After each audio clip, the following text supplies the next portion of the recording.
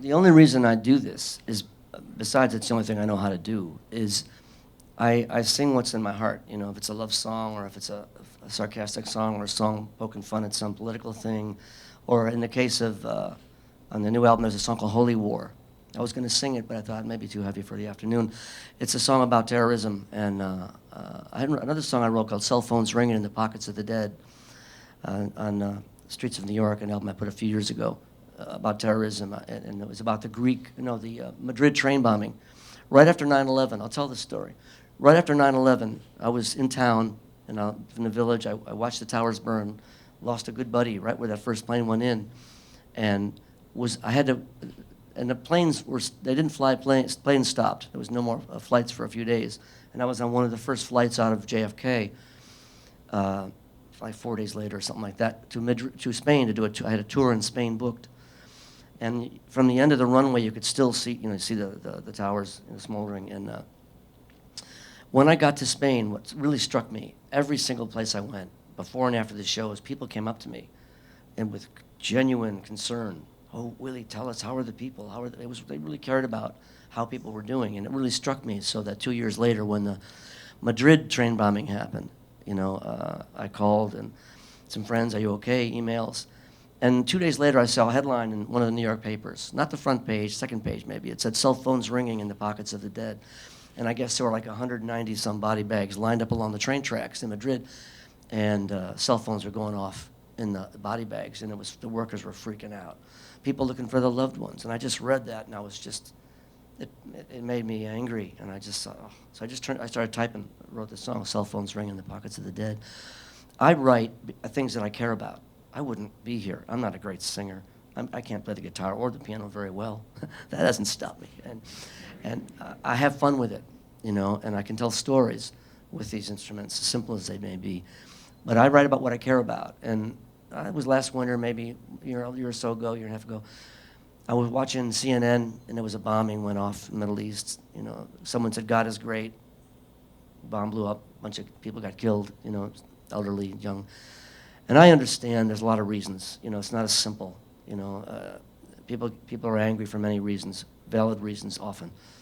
But I just thought, God, to say God is great and then to do something like that, it hit me like a ton of bricks. God is great, but you're not. So I wrote the song Holy War. God is great, you're not. You took dead aim, you fired the shot, you killed my brother. Thanks a lot. God is great, you're not. And it's a pounding rocker. And we play it every night, and the response is stirring. People, I like people. I believe in the human race. I think that we can do a better job, and I think that people are good, and if Bill O'Reilly and Ken Oberman lived in the same cul-de-sac and a little 7-year-old kid got hit by a bike, I got to think that they both come out of their houses and see what they can do to help. That's a simplistic view of the world, I know, but I believe in people, and I think we can, make this a better world, and will. It'll take some time. But to answer your question, I write about things I care about, whether it's a love song or just a rock and roll song or a party song. That's the fun of it for me. I wouldn't do it otherwise. Right. Now you tour a lot overseas. You have a fan base over there, and it seems like a lot of other countries have a real fascination with American songwriters. Yeah, they see us as the Wild West. So just maybe describe that experience, because you're representing not just yourself and your own songs, but basically this whole country when you go and play in a club in We're in Spain sorry or shape if that's the case. If I'm representing our country. Years ago, the great, great songwriter Doc Pomus wrote "Save the Last Dance for Me," "This Magic Moment." He was a good friend of mine, and in the late 70s, he would come to Kenny's Castaways. I would play 6 nights a week, every 5-6 weeks. And he would come every night, 6 nights, and see 2 sets. And I said, "Doc, how come you come to see me every night?" He goes, "I like what you're doing, kid. I like what you're doing." And he told me, he says, "Go to Europe, Willie. They know how to treat a songwriter." He was the coolest. I met a lot of interesting people in this world. The coolest guy I ever met was Doc Pomus. He wrote for Elvis, but he was just a great guy. And I'll tell a Doc Pomus story, and then I'll finish I'll answer your question. Doc wrote "Save the Last Dance for Me" at his wedding. He was in a wheelchair, he had polio, and he couldn't walk, he was crippled. And his wife, he said, "Oh, go dance with some of the guys." So she was dancing at the wedding, and so he's sitting there at the table, and he wrote, "You can dance every dance with the man who's holding you tight. But don't forget who's taking you home and in whose arms you're going to be. So, darling, save the last dance for me." How awesome. In a wheelchair, no less. I love Doc Pomus. He was right about Europe. They seem to have a little more appreciation for the arts, you know, and it doesn't matter the language. They can see through it. If you're up there like American Idol, I'm not. You know, I'd love to be stinking rich, no question, but the fame thing, that's not the path I want to go down. Didn't do a lot for Michael Jackson, you know, and they see us as the Wild West, and they can see you on the stage, and they can tell if you're full of shit, you know. So I love touring in Europe. The audiences are very, very responsive, you know, and I like playing everywhere. Audiences are great. If you're any good and you have some, you know, you got something to offer, they'll respond. In Europe, they love rock and roll, you know, and yeah, I could tell a million stories about different castles I've played in Europe and these beautiful halls, the Rossini Theater in Lugo, Italy, 5 wraparound tiers of gold. I got pictures on my phone.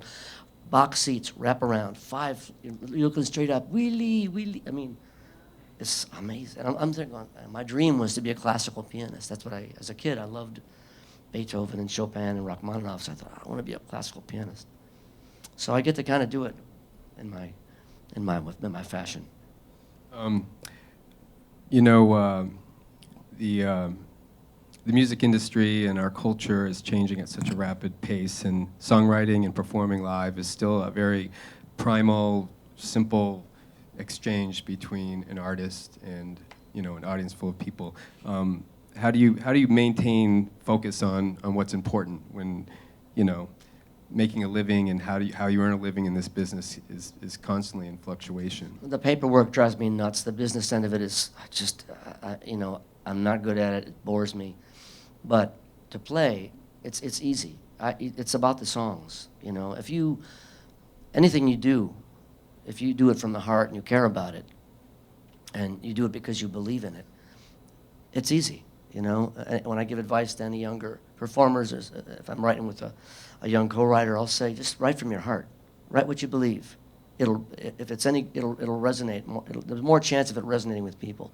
So to go on stage anywhere, I can always walk up, and I'm not a natural, you know, I'm not a trained anything, but I love the songs, so I can go up and sing the songs and enjoy myself. And it's contagious. I have fun.